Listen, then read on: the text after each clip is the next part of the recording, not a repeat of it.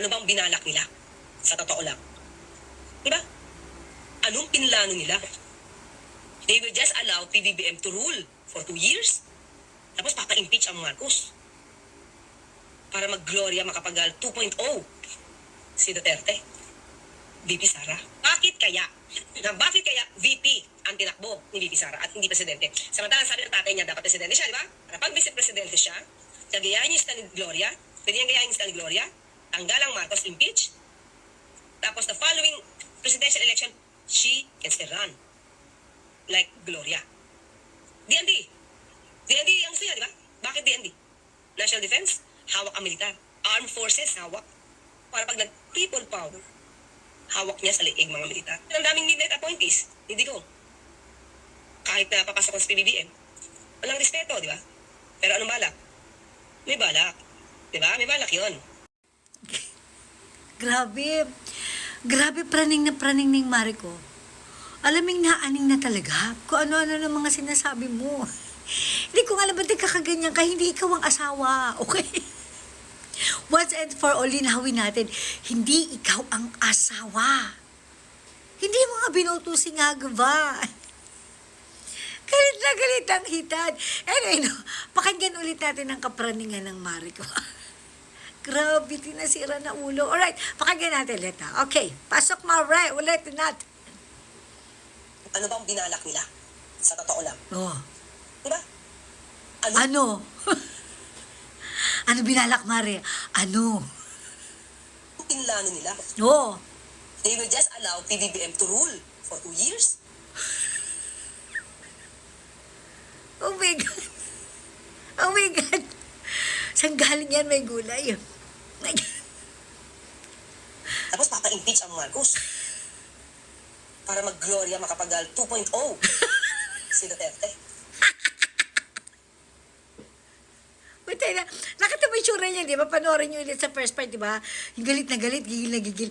Hindi ikaw ang asawa, okay? Hindi ikaw. May gulay.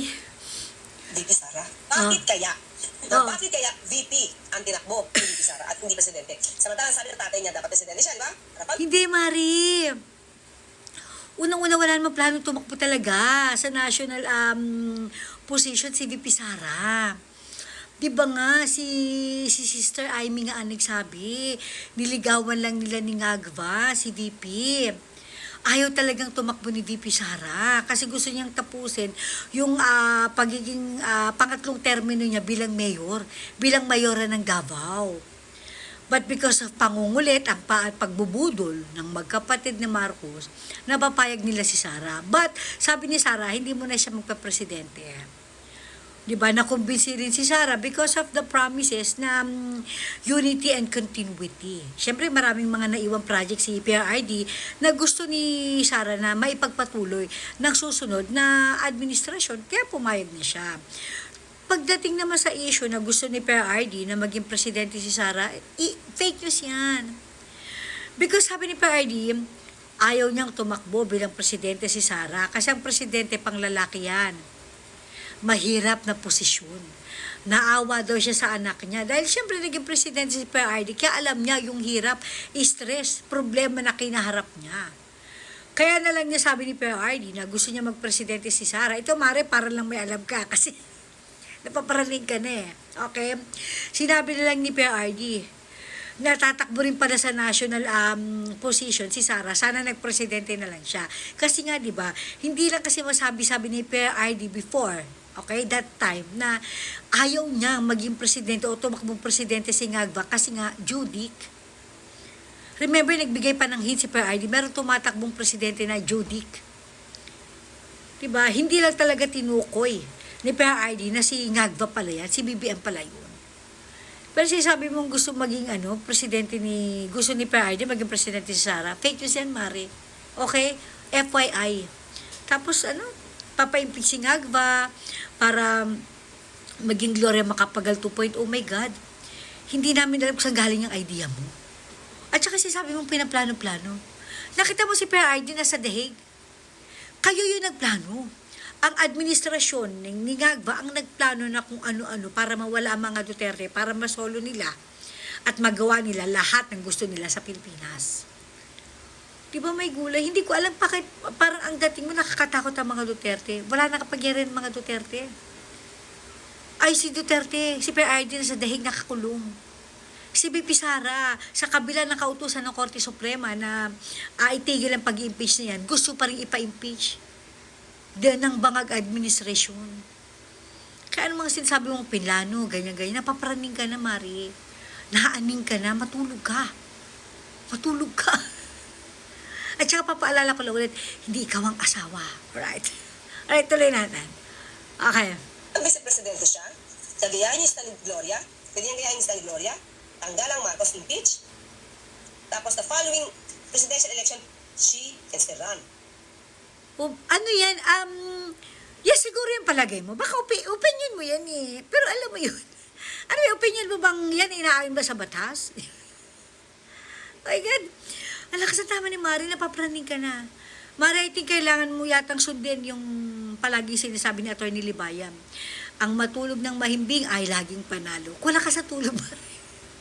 Mari, kula ka sa tulog. Alright, tuloy ko nga ulit to. Like Gloria. Oh my God. Hindi. Si Gloria.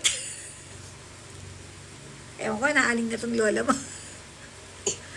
DND ang siya, di ba? Bakit DND? National Defense, hawak ang militar. Armed Forces, hawak. Para pag nag-people power, hawak niya sa liig mga militar. Oh my God, di ba praning na? Aning na unang-una, bakit DND? Kasi di ba ano si VP Sara, di ba? Alam ko parang kernel yan. Correct me if I am wrong, please ha. Alam ko kernel yan eh. Di ba nag-ano yan? Nasa armed forces yan si Sara. Di ba? Nasa army yan. Correct me if I am wrong, pero nandun siya sa linya na yon. Okay? May gulay. Hindi ko alam yung itsura ni Mari. Parang takot na takot kay VP Sara. Wala ngang magawa si VP Sara. Ultimo budget nga, tinapyas. Di ba? Tapos pinapa-impeach pa. Tapos yung tatay niya pinakulong pa. Ano pang kapangyarihan meron pa si VP Sara? Bakit aning na aning ka? Takot na takot ka. Sa totoo lang, if not for taong bayan, baka give up na rin si Sara.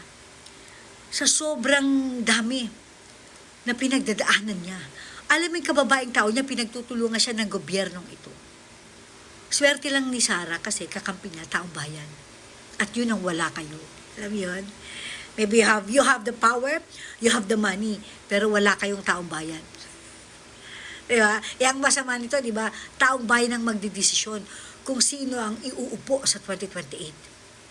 Kaya kayo naaning kasi wala kayong kami. Alam mo yun? Wala kayong taong bayan. My God, praning ng puchat. Daming midnight appointees, hindi ko. Kahit na papasok ko sa PBBM. Walang respeto, di ba? Pero anong balak? May balak. Oh my God, praning na. Unang-una yung mga appointees ni PRD, no? Pag dumating naman o pumasok ang bagong administrasyon, lahat naman ng karapatan ng bagong administrasyon na mag-appoint ng mga sariling bata niya, pwede naman. Hindi naman ito big deal. Anong walang respetong sinasabi mo? Unang-una kung walang respeto si PRD kay Ngagawa, di sana si PRD na mismo nagsabi sa anak niya na, Sara, wag kang sumama dyan, Judic yan. Diba? Nagpasari nga lang si PRD na meron Judic na tumatakbong presidente. Hindi nga niya talaga totally pinangalanan. Diba itong si BBM? Nakakaloka, ay may balak. Ay may balak. Anong balak? Kayo lang may balak. Ang administrasyong ito lang, ang laging may balak na masama sa mga Duterte. Again, ulitin ko, si PRD wala sa Pilipinas. Nakakulong sa dahig. Si Sara, okay, yung budget niya, hindi ibinigay. Tinapyasan ng bonggang-bonggang-bongga. Pinagtutulungan. Kababaeng tao, ni VP Sara, pinagtutulungan ng administrasyon ng mga bangag.